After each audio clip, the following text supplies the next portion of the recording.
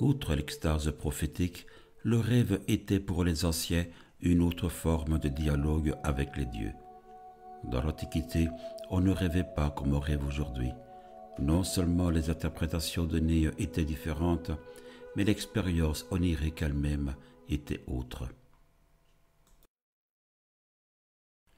Le rêve était vécu non comme une manifestation de notre inconscient, mais comme un fait objectif, la visite réelle, mais dans un autre ordre de réalité, d'un messager venu d'ailleurs, Dieu, ancêtre ou ami mort.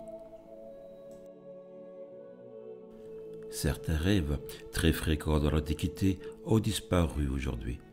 Les rêves d'avertissement ou de conseil, expériences différentes de visions prophétiques qui préfigurent en clair l'événement à venir. Le visiteur onirique manifeste une présence objective. Il se fait connaître à certains signes. Il se trouve dans la pièce où le rêveur s'est endormi. Il s'adresse à lui, comme on le fait dans la vie ordinaire, et lui révèle un secret sur l'avenir ou un danger qui le menace. Les rêveurs privilégiés qui reçoivent ce type de message envoyés par les dieux sont habituellement des rois ou de hauts personnages. Actes politiques ou religieux, construction d'édifices, décisions d'alliance ou entreprises belliqueuses ont souvent, eux, pour origine un rêve. Des inscriptions mises au jour par des archéologues et des textes historiques en témoignent. Pour provoquer ces rêves divins, un certain nombre de techniques furent mises au point.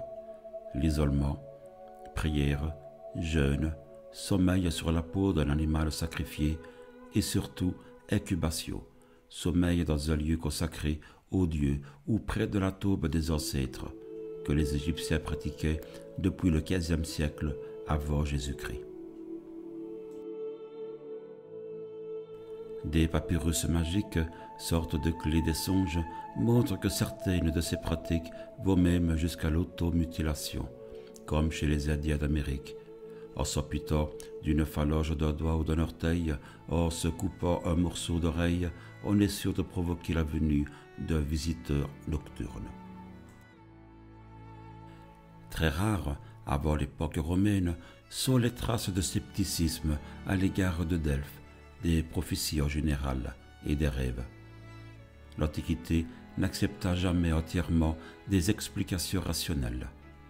Si leur analyse et leur observation ont abouti parfois à des théories que la science moderne n'a pas encore dépassées, les anciens gardèrent la conviction qu'existait, à côté de la voie royale de l'intelligence, des chemins plus secrets.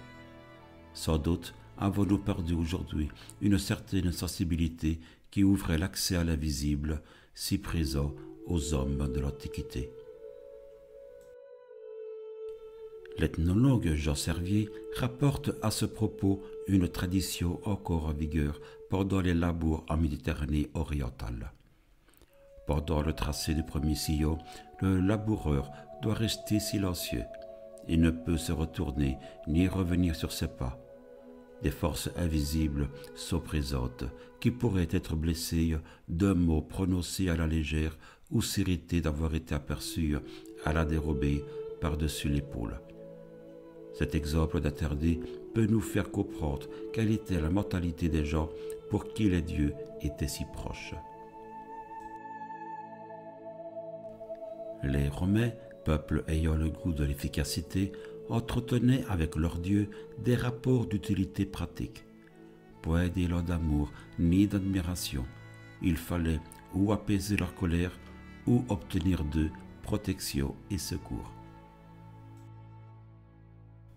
L'art de la divination était en fait inconnu des Romains des premiers âges, mais ils attirèrent chez eux les haruspices, ces devins d'Étrurie. Tout en les considérant comme des étrangers méprisables, ils ne cessaient de faire appel à eux pour interpréter les signes divins.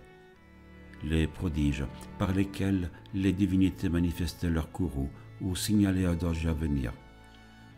Tous ces prodiges étaient répertoriés dans les annales, sortes de registres qui témoignent des étranges marchés que les Romains concluaient avec les puissances supérieures.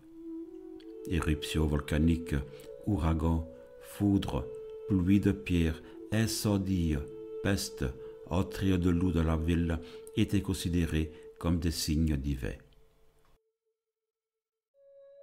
On trouve consignés dans les annales d'autres prodiges plus extraordinaires encore.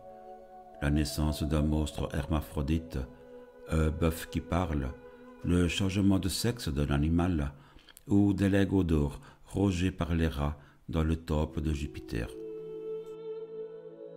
Si les événements étaient interprétés comme signes du courroux divin, il fallait expier. Curieuse expiation qui consistait le plus souvent en jours fériés. Rien à voir cependant avec nos vacances. Pendant une période donnée, toute activité normale devait cesser et le temps et l'argent devaient être entièrement consacrés à la divinité. Prières, jeux, rituels, cérémonies, banquets après sacrifice, où l'on rentra en contact avec le suprahumain, la victime sacrifiée appartenant au domaine du divin. Mais le signe pouvait aussi avoir valeur de présage. Ainsi, le cri d'un enfant dans le ventre de sa mère annonçait-il une victoire. L'inquiétude devant leur destin et la curiosité vis-à-vis de l'avenir firent que les Romains attachèrent de plus en plus d'importance à la divination. Et, si l'interprétation des prodiges se perpétua, on prit l'habitude d'interroger les dieux, de provoquer leur réponse en faisant appel aux augures, qui lisaient l'avenir dans le vol des oiseaux ou dans l'appétit des poules sacrées, et, aux aruspices, ces devins étrusques qui examinaient les entrailles des victimes sacrifiées, où ils discernaient une projection sacrée du monde, de ses désordres et de ce qui le menace. Mais c'est avec l'introduction des livres sibyllins que s'engagea à Rome un véritable dialogue avec les dieux. Recueil d'oracles acheté à la Sibylle de Cume par le roi Tarquin le Superbe et déposé dans le temple de Jupiter sous la garde de 10 prêtres d'Apollo chargés de leur consultation, parole divine devant laquelle la science humaine devait s'incliner. En 207 avant Jésus-Christ, se succèdent d'invraisemblables prodiges. La foudre frappe des édifices sacrés, des ruisseaux de sang coulent dans les rues, un loup dévore une sentinelle, des pluies de pierres s'abattent sur la ville. On signale même la naissance d'un hermaphrodite, fort comme un enfant de 4 ans. Prêtres et devins traditionnels s'avouent impuissants à interpréter ces signes. Seule la consultation des livres sibyllins livre le secret. Les prodiges annoncent l'arrivée en Italie d'une armée carthaginoise conduite par Hasdrubal, frère d'Hannibal. Prévenu à temps, les Romains stoppent l'avancée ennemie et Hasdrubal est tué. Bien entendu, il est difficile pour nous d'admettre la réalité de ces faits surprenants relevés dans les annales. On peut tenter d'expliquer ces prodiges comme un phénomène d'hallucination collective dans une période instable et dangereuse. Il n'empêche que la prédiction conduit Rome à la victoire. Si le mystère des oracles à Rome reste entier, on doit constater que l'usage de la divination était très rationnel. Et c'est cependant là, dans les dernières années de l'Empire, que se développa cette étrange pratique à mi-chemin entre la prophétie et la magie, qu'on appelle théurgie. Fondée sous Marc Aurèle par un certain Julien, qui se disait fils d'un philosophe chaldéen, elle trouve sa source dans un recueil de textes, les oracles chaldéens que Julien prétendait tenir de son père.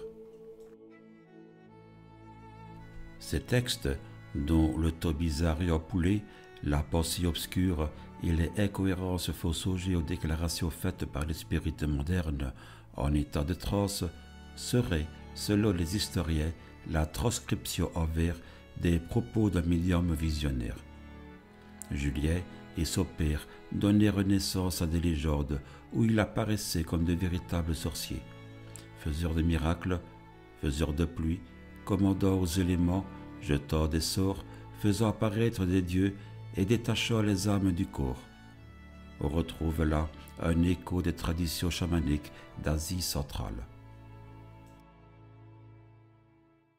Dans le domaine de l'art divinatoire, la théurgie connut un grand succès et le philosophe Proclus la définit comme une puissance plus haute que toute sagesse humaine qui embrasse les bienfaits de la divination, les vertus lignifiantes de l'initiation et, en un mot, toutes les opérations de la possession divine.